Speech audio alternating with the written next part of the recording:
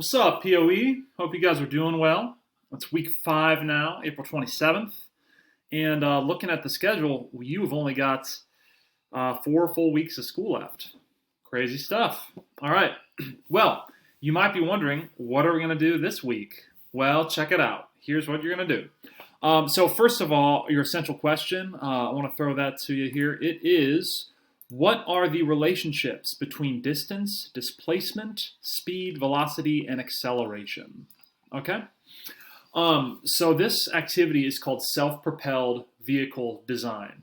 It is, I think, 4.2.1, 4.2.3, okay?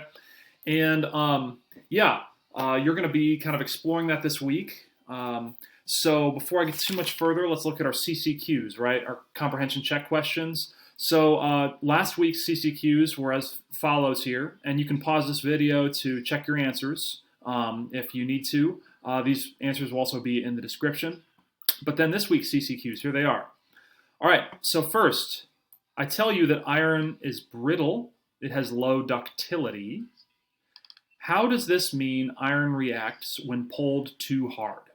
All right, and the second question, how are displacement and velocity different from distance and speed? Okay, so these questions will be posted below, and I'd love for you to put your answers to these questions as a comment on our Google Classroom post for this week. All right, so moving forward, what you'll be doing this week is, 4.2.1, I got to change the number on here, self-propelled vehicle design, okay? And basically, you're using things like this, a mousetrap, to propel a vehicle across like your floor. All right. You can use, like it says, a mousetrap, springs, rubber bands. Those are all good potential energy sources. They just don't want you to use like a battery. Okay. And probably the only person I know for this class who would be going to that level of intensity is Hassanain Al-Said. So Hassanain, do not use a battery for this project. Okay. Anyway, it's important that you're able to, if you create this vehicle, drag something behind it, like a marker or a crayon, or if you go outside, you can do sidewalk chalk, okay? But you'll want a lot of paper for it to write on, so be careful. You don't want to mark up your floors. The idea is to see, like, okay, does it travel straight? Does it not? And from that, measure, okay, the distance, which would be the total path, okay, of the marker, and then the displacement, okay, where the thing started, where it ended, a straight line as the crow flies, okay?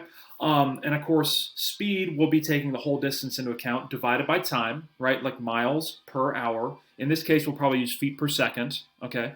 And then the velocity would be that same thing, feet per second, but in a direction, okay? And yes, you could actually take the displacement divided by time, okay, and then give a direction to it.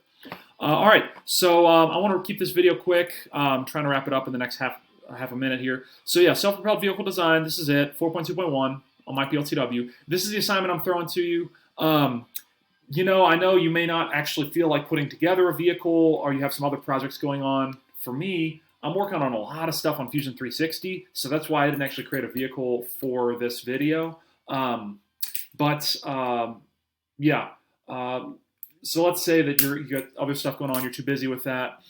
Just answer these questions on here, all right? They're pretty straightforward, and I'm sure you could answer it using your own knowledge. If you couldn't, reach out to a classmate, look it up online, check in with me, and see if you can answer those questions, all right? So that's about it. It's pretty low-key this week. I would love to see these things. It'd be awesome if you challenge a classmate to create a vehicle, and then you guys race each other or see who has the most long-lasting vehicle, okay? And then you could post videos of your creation to the Google Classroom stream. That'd be awesome.